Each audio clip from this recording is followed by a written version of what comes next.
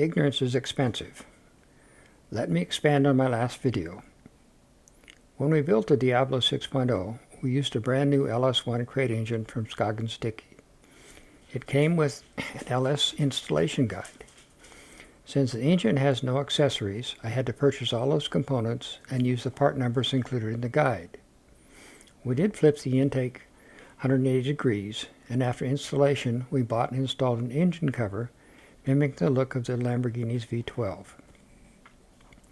For the Aventador, since I had experience with an LS install, I figured I'd do the same for this car.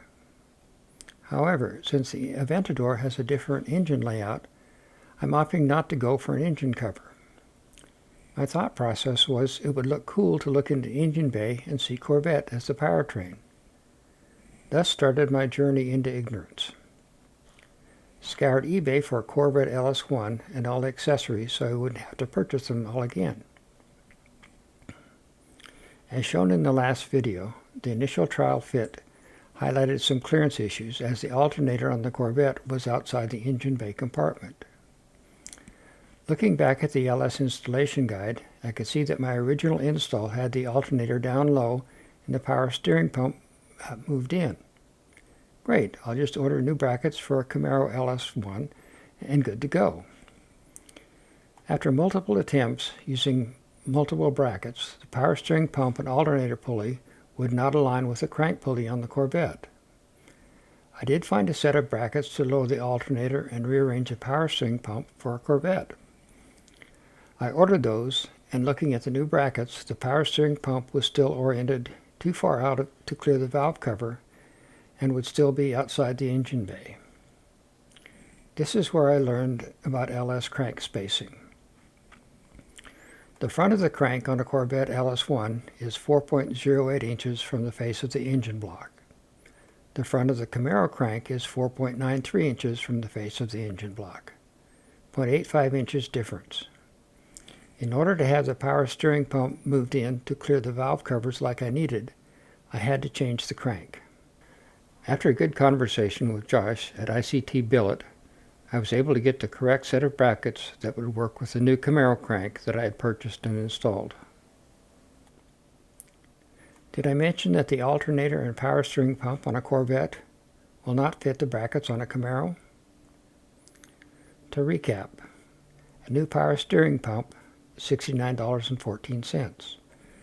New power steering pump pulley, $31.06.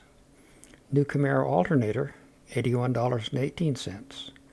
New Camaro crank, $94.77. New bracket for the Camaro setup, $171.02. New tensioner, $24.89. A new belt, $22.34.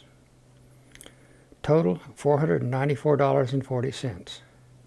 And that does not include the return shipping costs and restocking fees on return parts. So after all that, I should have purchased the Camaro LS1 and then 2 Corvette valve covers. The following video recaps some of what I just described. Okay, I'm going to kind of recap some of what I talked about in the last video and go through all of the changes that I have to do to get the alternator and the power steering pump in a location that will fit in the engine bay.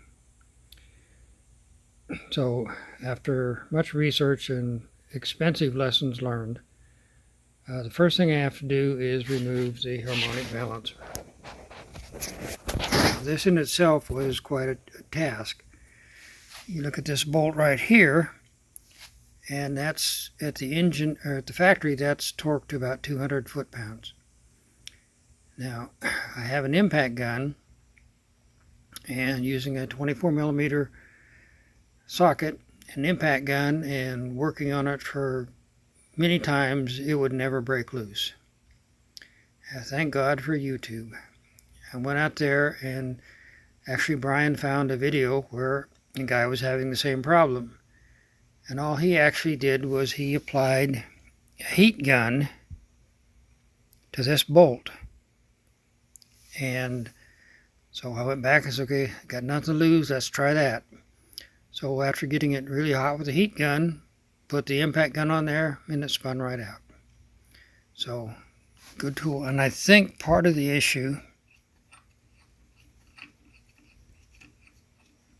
is on this bolt itself. Get it out here and I'll show you. The head of the bolt, I believe, has some kind of glue or something that actually holds it in place, and I think that what happened is the heat gun actually broke that connection and allowed me to get it out. So, got a harmonic balancer puller rented from O'Reilly's, and now we'll see if we can get that harmonic balancer off. Have a new one ordered from Rock Auto with a new bolt. Also ordered, after sending back multiple brackets, I now have because I'm putting in the Camaro harmonic balancer, I will be able to use I got some brackets from ICT Billet to use the new alternator that I bought, and of course new power steering pump, and those brackets should allow everything to be a bit much closer and narrower. So I should be getting those brackets later on, and we'll update when I get that. So now using the harmonic balancer removal tool rented from O'Reilly, on there it seems to be pulling the harmonic balancer off. Okay, just got my power steering pump brackets and my alternator brackets in from ICT Billet. So let's go ahead and see if I can get these installed. Okay, delving a little deeper, the tensioner has to be a different tensioner to move it out, because as you can see, it doesn't line up with that. It's got to come out. Actually, my son has a Camaro, so it needs to come out about there. And you look down here at the AC, which I was pretty much aware of.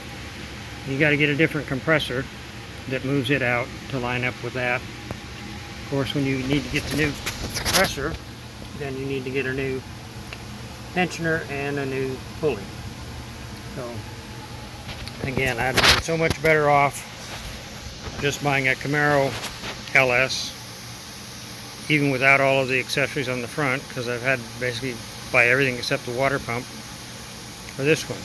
So, an expensive lesson learned.